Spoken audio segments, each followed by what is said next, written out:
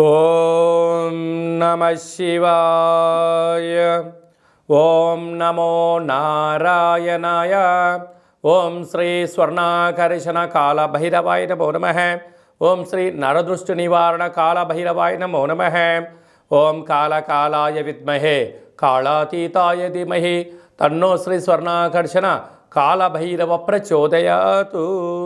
ద్వాదశ రాశుల్లో గ్రహ గమనాలు ఒకసారి వీక్షింపచేద్దాం. మేషరాశిలో గురు సంచార స్థితి, కన్యరాశిలో కేతు సంచార స్థితి, వృశ్చిక రాశిలో శుక్ర సంచార స్థితి, ధనస్సు రాశిలో కుజుడు మరియు బుధ సంచార స్థితి, మకర రాశిలో ఏడాది తర్వాత రవి సంచార స్థితి, కుంభరాశిలో శనేశ్వర స్వామివారు స్వక్షేత్ర సంచార స్థితి, మీనరాశిలో రాహు సంచార స్థితితో ద్వాదశ రాశుల్లో గ్రహ గమనాలు ఈ విధంగా ఉన్నాయి. ధనుసు రాశి వారికి పుష్యమీ నక్షత్రము, పునర్వసు నక్షత్రము, పుష్యమాసము గురువారం రోజు రావడం వలన గురు పుష్యార్క యోగాన్ని ఎలా పొందాలో ఈ వీడియోలో సవివరంగా సంపూర్ణంగా తెలుసుకుందాం.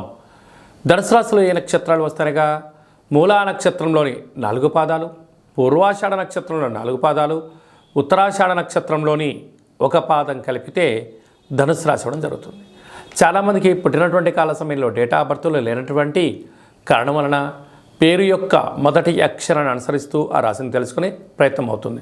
అవి ఏ అక్షరాలు సరి పరిశీలన చేద్దాం. ఏ, యో, బా, బి, బు, ధ, బా, డ, బే అక్షరాల వారందరూ ధనుసు రాశి జాతకులే. ధనుసు రాశి యొక్క అధిపతి దేవగురు బృహస్పతి. ఈ యొక్క బృహస్పతి ఈ పుష్యమాసము గురువారం రోజు పునర్వసు పుష్యమీ నక్షత్ర సందర్భంగా గురువారం రావడం వలన తెల్ల జిల్లేడు యొక్క వృక్షం దగ్గర ఒక పసుపు రంగు క్లాతులో కేజీంబావు శనగపప్పును పసుపు రంగుతో పసుపు పేపర్ పైన మీ కోరికలను రాసి శ్రీ వరసిద్ధి శ్వేతార్క గణపతి స్వామికి సమర్పించడం వలన రుణ సమస్యలు, రోగ సమస్యలు, శత్రు సమస్యలు తొలగిపోతాయి. ఇంకొంచెం శక్తి కలిగితే తెల్ల జిల్లేడు యొక్క వృక్షాన్ని తీసుకొచ్చి ఇంట్లో పెట్టుకోవడం వలన సకల గ్రహాలు మీకు నెగిటివిటీ నుంచి పాజిటివ్స్ కలుగుతూ అష్ట కష్టాలకు స్వస్తి పలికి అష్ట ఐశ్వర్యానికి స్వాగతం పలుకుతారు అని చెప్పి గమనించాలి.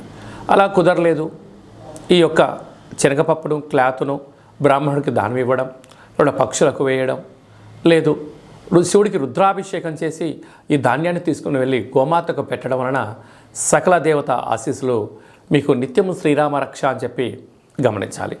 రాశిలోనే కుజుడు, రాశిలోనే బుధోప సంచార స్థితి ఉండడం వలన కుజదోష ప్రభావం కావడం వలన చిన్న చిన్న విషయాలకు ఆందోళన తగదు. అందరూ మీ పైన అధికారం చెలాయించాలని చెప్పి అతను కోసం సమయం కోసం ఎదురు చూస్తూ ఉంటారు. మీ యొక్క జ్ఞానాన్ని, మీ యొక్క సమయాన్ని, మీ యొక్క ధనాన్ని అప్పనంగా ఎలా వాడుకోవాలని చెప్పి అనేక మంది పొంచి ఉన్నారు. కనుక ఇలాంటి కాల సమయంలో మౌనం, ప్రశాంతత, చిరునవ్వుతో కాలాన్ని నెట్టగలిగితే రాబోయే కాలంలో శత్రుశేషం, రుణశేషం ఉండదు అని చెప్పి గమనించాలి. ధనవాకు కుటుంబ స్థానంలో రవి శత్రుస్థానంలో సంచారం చేయడం వలన మీ జన్మ నక్షత్రం రోజున అష్టమి పూర్ణిమ తిథి ఎందున దూరావాయు జల ప్రయాణాలు పెట్టుకోకపోవడం, అలాగనే అప్పులు ఇవ్వకపోవడం, అప్పులు తెచ్చుకోకపోవడం, ముఖ్యమైన సభలు సమావేశాలు వాయిదా వేసుకోవడం ఉత్తమోత్తంగా భావించగలగాలి. తృతీయంలో శని సంచార స్థితి ఉండడం వలన తల్లిదండ్రులతో, అత్తామామలతో, అన్నదమ్ములతో, అక్కాచెల్లెలతో స్నేహపూర్వకమైన వాతావరణాన్ని ఏర్పాటు చేసుకోండి. మీరు అనుకుంటున్నారు అన్నీ మానవ సంబంధాలే, కానీ అందరూ అనుకుంటున్నారు ఇవి ఆర్థిక సంబంధాలే అనుకుంటున్నారు. కనుక మీ దగ్గర ధనం ఉన్నంత వరకే చుట్టూ మీ దగ్గర జనాలు ఉంటారు.